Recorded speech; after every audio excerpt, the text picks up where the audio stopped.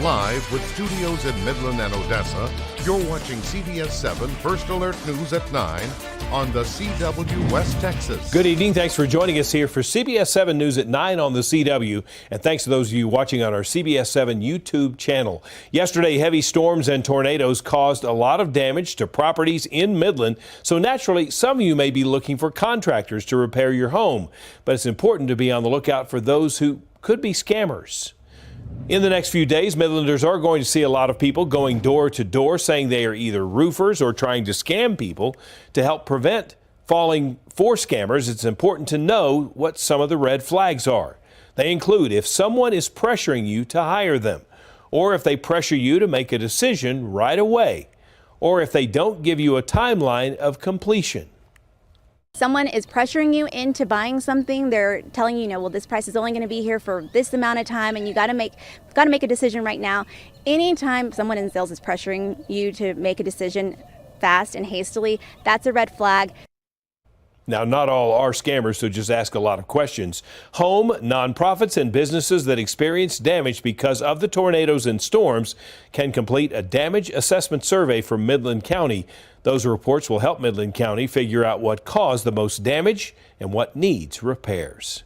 This morning, the National Weather Service sent out a team of analysts to gather preliminary data related to yesterday's severe weather. The official classification and rating of the tornado will be determined after a thorough damage survey, which is currently underway. The tornado was classified as a PDS, or a particularly dangerous situation, indicating a large tornado on the ground was confirmed by both radar and storm spotters. Because it was moving toward a highly populated area, the classification escalated from a tornado watch to a tornado warning and finally to a tornado emergency, or PDS. So usually whenever you get a warning on your phone and it says tornado warning, again, that was more generalized. What the difference between that versus what we got yesterday was the fact that this one was a tornado emergency, means this is very dangerous. This is to be treated very seriously. So it's something that you really, really need to pay attention to and take action with. Record daily rainfall was also recorded, with 1.6 inches measured at the airport, breaking the previous record of 1.23 inches set back in 1957. Now, because of the storms yesterday, many people experienced damage to their cars, home, and businesses, like the Little Stars Child Development Center that's located at Harvest Time Church. The daycare playground took some damage, with hail putting holes in the slides and in top of the play structure. Luckily, the people working at the church were able to save people who were driving by, and also some who were picking up their children. Parents took damage from protecting their kids from the hail, and windows shattered in front of children. However, only a few cuts and bruises were left, and no serious injuries occurred. Situations like this are why it's important to heed the emergency warnings. I will take it a little bit more seriously, because you really don't never know. And it's still West Texas, things can change. If I could change anything, would probably be to maybe listen to the alerts, and maybe I should have seek shelter, because my kids would have been safe if I would have just did that. The Little Stars Child Development Center does plan to open on Monday, but they will not be fully operational. Time now to take a look at our weather forecast. Things were much quieter today after quite a stormy day yesterday. Let's get an update right now from meteorologist Sawyer McElroy on what we can expect as we get right into the weekend. Sawyer? Yeah, much quieter conditions out there this evening. We do have a couple of showers and thunder showers across portions of the area. Taking a look at radar, overall, like I said, mostly quiet conditions. We do have a significant weather advisory for far northern Lee County for hail up to about nickel size in diameter and wind gusts up to 50 miles per hour. That continues until 8:15 p.m. or 9:15 p.m. 8:15 Mountain Time, 9:15 our time. And then we do have some thunder showers popping up near the Fort Davis area, but otherwise quiet out there. Temperatures ranging from the 80s to the triple digits still out there. 85 in Midland, 86 in Odessa, 98 in Presidio, 101 in Rio Grande Village. Winds overall not terrible, ranging from being calm to about 25 miles per hour at the present time. And we are seeing some gusts across the region, with gusts up to about 25 to 30 miles per hour out there this evening. As we head through tonight, not going to see temperatures cooling down too terribly much. right around 70 by about 3 a.m. and then dropping into the upper 60s. We do have the chance for severe weather once again for Saturday afternoon and evening. And as always, you can download the CBS7 First Alert weather app to stay up to date with the latest weather conditions. Sawyer, thanks. We are tracking crime now. These two men you're about to see, Gabriel Bojorquez and Jesse Chandler, were found in possession of pills suspected of containing fentanyl. The Midland County Sheriff's Office narcotics team and SWAT team made the bust. They say while executing their search warrant, they found the pills as well as money and a gun. This all happened in a neighborhood near the intersection of Midkiff and Wadley. Bojorquez and Chandler were booked into the Midland County Jail, and the investigation is ongoing. Continuing coverage now, Congressman August Pfluger introduced a review act to nullify the Fish and Wildlife Service's rule that lists sagebrush lizards as endangered. The congressman says listing it as endangered is a threat to the oil and gas industry, as drilling would not take place in areas listed as sagebrush lizard habitats. According to Pfluger's office, over 3 million acres have already been designated a conservation area for the lizard. Midland ISD will introduce 3 new leaders who will be recommended for approval during Monday's special school board meeting.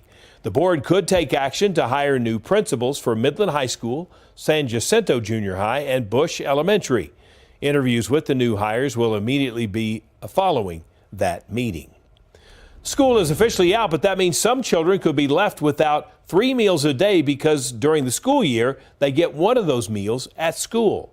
To combat this, the West Texas Food Bank has established multiple locations that will provide nutritious meals and snacks to children during the summer months, including Odessa, Midland, and Lamesa. That this is a really great opportunity to provide nutritious meals to students. We follow similar guidelines to the school lunch program. So we have to provide a vegetable with each meal, a fruit. We typically provide a whole grain or an enriched grain, but most of the time a whole grain, some type of protein, and then some type of dairy or calcium source as well. And so this is a great way to get a full balanced meal for students over the summer. The program runs throughout the summer, and you can visit the West Texas Food Bank's website for dates, times, and locations around West Texas. Earlier tonight, Basin PBS hosted their 5th annual Main Street Live in downtown Midland. The headlining band was Shane Smith and the Saints, a band popular with the series Yellowstone. This is one fundraiser that Basin PBS hosts each year. It is community-owned and operated nonprofit that provides free educational programming and outreach. This year, the event brought a crowd, selling out all of their VIP sponsor tables, and they say they were expecting about 700 people in total. Most everything that Basin PBS does is free to the public, but we do require, some operating funds. So we came up with a street dance concert idea that has just taken off. There's nothing else like it in the city of Midland. So we're excited to bring Shane Smith and the Saints tonight. The event is set up and led entirely by volunteers. U.S. Border Patrol Big Bend sector celebrated their 100th anniversary of the Border Patrol with a parade in downtown Marfa, Texas today. The parade started at the USO building and ended at the Presidio County Courthouse. The parade featured the Pipe and Drum Corps, Horse Patrol Unit, and Border Patrol Silent Drill Team. It was held this afternoon in Marfa, and as you can see, very well attended. Still ahead, a CBS7 special report where we introduce you to a support group made by women veterans for women veterans.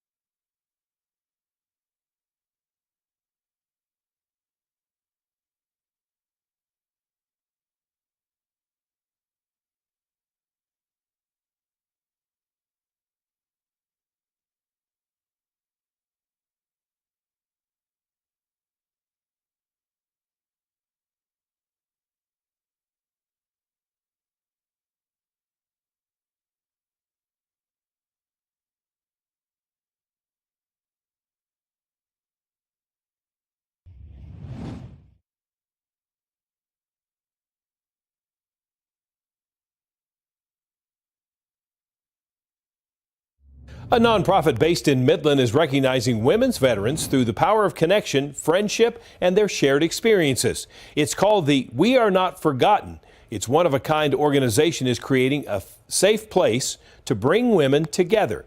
CBS7 weekend anchor Celeste Gessner met with the founder and president to get the word out about an organization and what it does for women veterans.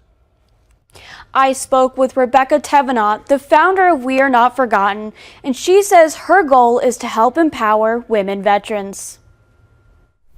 Because I'm not a male, they tend to overlook us. And there's about 1,500 of us out here in the Permian Basin, and we've seemed to have been forgotten about. We served right beside our male counterparts, and it's not all about being and having recognition as it is accepting that there are women veterans and to give us a kudo here and there like you do the male counterparts. Rebecca Tevenot moved to the Permian Basin 11 years ago and began her search for a support group, but couldn't find one that recognized her or her service. So, We Are Not Forgotten was born, a veteran-led nonprofit by women for women. Tevenot wanted a safe space so she and other women could share their experiences and create bonds like they once had in the military. My husband had gone on a few trips and had those bonding experiences with the male veterans, and I looked around for something for the females, and I couldn't find anything, and I figured the only way to get something like that is to start it. Tevenot organizes trips and events for women to create post-military bonds and friendships. She and 4 other women recently went on a trip to Dusty Rose Ranch to hike, hang out as a group, reminisce about their service, and create new memories together. Initially, we wanted to do some weekend getaways. We did our first one back in February. Spent the weekend at the ranch down in Eden, and just that togetherness. The nonprofit was created last June. Tevenot says while this organization is still young, she's anxious to see it grow and hopes to add a dozen new members each year. I would like to see a lot more interested females because I know there's a lot out there, and I've spoken to a lot of them that say, yes, we need this. Many of its members, like Lee McCallum, found We Are Not Forgotten through a fundraiser. I immediately kind of attached myself to it because it was for women, about women. And being a veteran, I do a lot of volunteer for other veterans. And so being a woman veteran, this was just a little bit closer to my heart. Lee says this organization helps her not to feel overshadowed compared to her male counterparts. According to Lee, this group is about more than just recognition. It's about people accepting that women serve alongside men. Overall, it's like you're overshadowed even though you're supporting it, and they go directly to the men. And unless you tell them I'm a veteran, they just don't get it. Thanks to this organization, Lee has a sisterhood that understands and hears her. I mean, there were things probably I told them that I probably hadn't shared in 25 plus years. Just because of people not understanding, not being there, not knowing. And even though we serve beside our male counterparts, it's a little bit different being a female in a male's world. Veteran and member Leanne Thornton says it's easy to join and women shouldn't be afraid to reach out. If we don't know who you are, we don't know where you are, we can't help you. Call us, look us up on Facebook, send us a message. Just reach out to us. We don't know where you are, but we're telling you where we are. And together, they all help each other fight the feeling of being forgotten. When asked about the group's message, all 3 women had the same response: help us, help you. The group wants to help shine a light on women who have served this country. For more information about how to join We Are Not Forgotten, visit our website at CBS7.com. Reporting for CBS7 First Alert News, I'm Celeste Gessner. It was a much quieter day across West Texas and southeast New Mexico, but we could see some strong to severe storms for our Saturday. I'll have all the details on what to expect coming up after the break.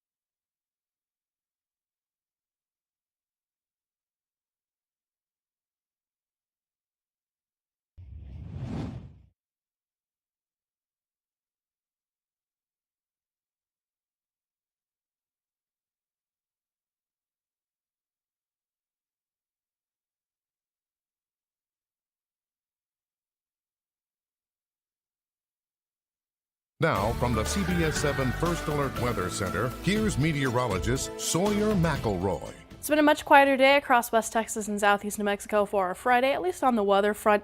Looking at radar at the present time, we do have a couple of showers and thunder showers across portions of the area.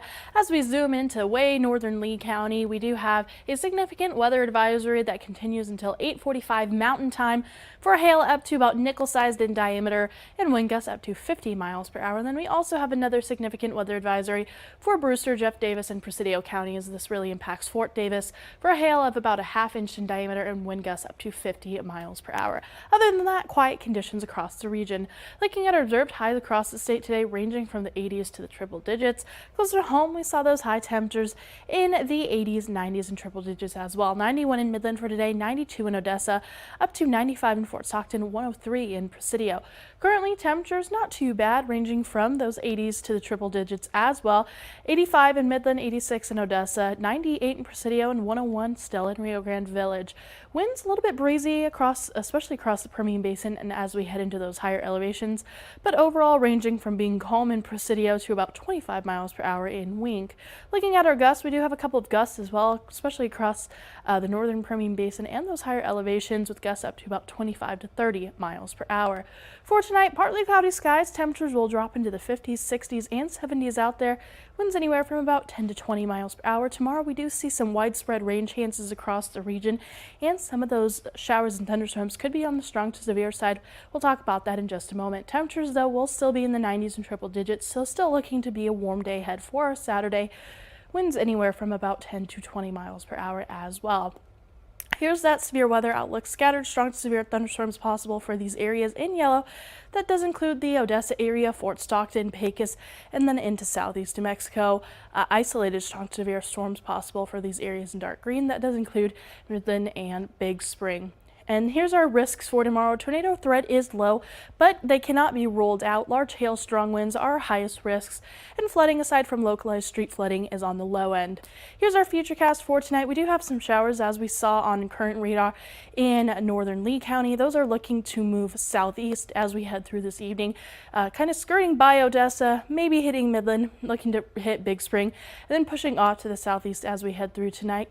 A couple of hours of quiet conditions before we start to see more showers and thunderstorms popping up tomorrow afternoon, heading through tomorrow evening, kind of rolling through between about 6 and 9 p.m. And then we are going to see quiet conditions heading into our Sunday. Looking at our CBS7 First Alert exclusive 10-day forecast, slight rain chances for our Sunday. Temperatures right around normal for this time of year before we start to see those conditions drying out as we head into the new work week and warming up as well, back into the triple digits for the first week of June.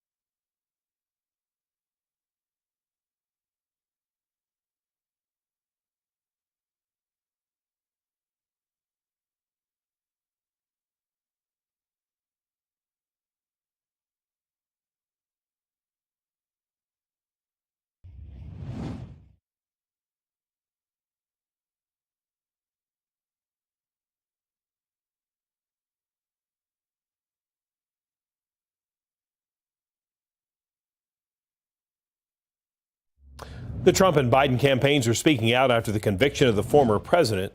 Our Washington News Bureau's Stetson Miller spoke with both sides about the historic trial.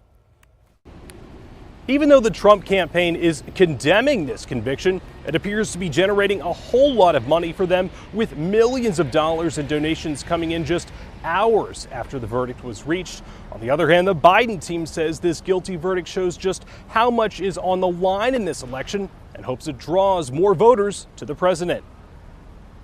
The historic criminal conviction of former President Donald Trump is being spun very differently by the two major campaigns in the 2024 presidential election. This is the weaponization of the judicial system. What we saw yesterday in New York is that nobody is above the law. Trump campaign senior advisor Daniel Alvarez repeating what the former president said Friday following his conviction, that the Biden team was behind the trial, a claim that is without evidence. This was the Biden camp looking for a talking point for their failed campaign. But she also points out that the conviction is resulting in some big numbers. We've seen the outpouring, the absolute outpouring of support for President Trump. We see it in fundraising. We've raised $39 million, probably more. The Biden campaign, on the other hand, says the verdict doesn't change their campaign strategy, but highlighted what it says are the implications of it. I think the verdict speaks to the fundamental stakes of this election. In Donald Trump, we have somebody who is a unique, persistent, and growing threat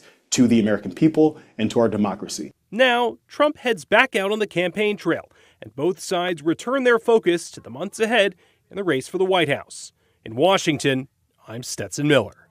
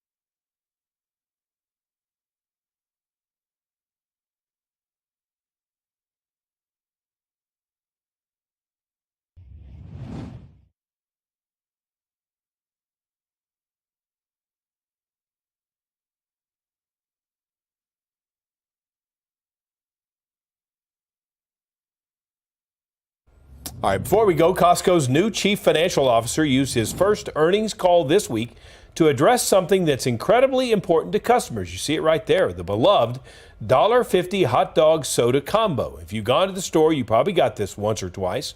It has cost the same since 1985. Wow. And here's the thing, it's not going to change. If Costco's hot dog deal kept pace with inflation, it would be nearly $4.50. But the store says the $1.50 price point is a strategic decision. Costco says it is willing to lose money on the deal if it helps draw in and retain customers. Plus, the company offsets hot dog losses by cutting costs and raising prices for pizza and other food court items, but not that hot dog. You know, I know there are a lot of people that are kind of staunch followers of the Costco hot dog or even the Sam's Club, food court meals. And, it's kind of nice that they're keeping it at $1.50. Even, like you said, with inflation, it would go up to about $4.50. So something nice to see when inflation. And it's a good hot dog, too. I don't mind telling you. It is a hot dog sometimes hits the spot for sure. It hits the spot for sure. All right, we going to talk weather? Yeah, if you're grilling hot dogs this weekend, especially tomorrow, you may need to be dodging some storms, especially in the afternoon and evening hours, but conditions drying up for the second half of the weekend. Air conditioner if you're driving to go get your hot dog. Thanks for joining us here. We have more news coming up tonight at 10.